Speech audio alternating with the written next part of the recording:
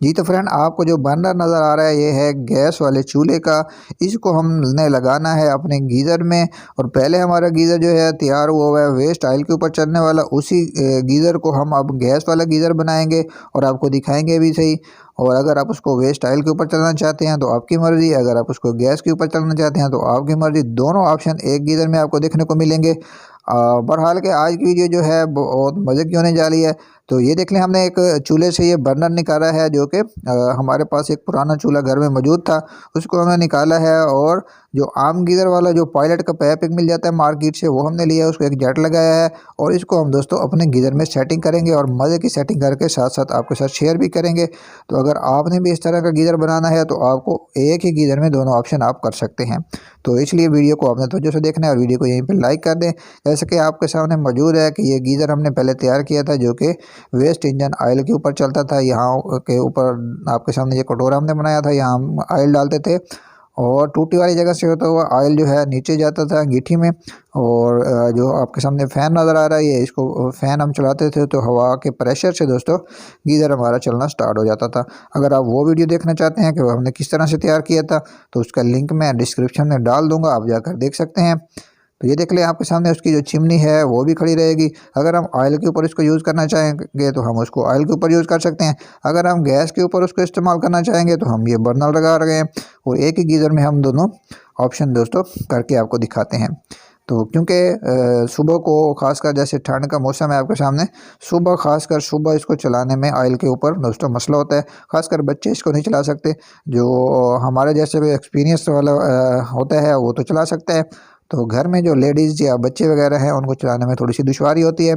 और कमोबेश इसको चलने में ऑयल वाले गीज़र को चलने में कमोबेश 10 से 15 मिनट लग जाते हैं। और वो बच्चे चाह रहे थे कि इसको हमें गैस के ऊपर करके दें ताकि हम इसको खुद भी चला सकें। तो अगर हमने वेस्ट ऑयल के ऊपर चलाना होगा तो हम इसमें वेस्ट ऑयल डालेंगे, जैसे कि ऊपर हमारा कटोरा बना हुआ है उसके साथ भी हम चला सकते हैं।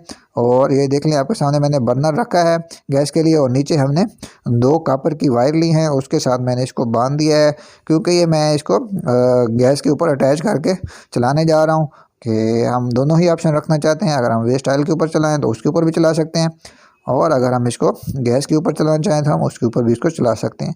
आपके सामने अगर हमारा वेस्ट ऑयल जलेगा तो इस बर्नर के सेंटर से और बाहर से इसकी दोस्तों हीट गुजर जाएगी ईजिली। तो फ़िलहाल मैं इसको गैस के ऊपर आपको करके दिखाता हूँ। अगर आपको वेस्ट ऑयल का तरीका जानना है तो उसका लिंक डिस्क्रिप्शन में मौजूद है, आप जाकर वो वीडियो भी विजिट कर सकते हैं।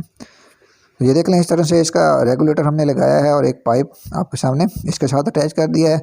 और जल्दी से मैं इसकी फ़िटिंग भी साथ साथ करता हूँ और आपको साथ साथ समझाता भी हूँ। ये देख लें, इस तरह से आपने एक जेट लगाना है और बर्नर रख के और पाइप को दोस्तों इसके साथ ही अटैच कर देना है और कहीं ना कहीं जैसे आपकी फ़िटिंग बने उस हिसाब से आपने इसको दोस्तों अटैच कर देना है।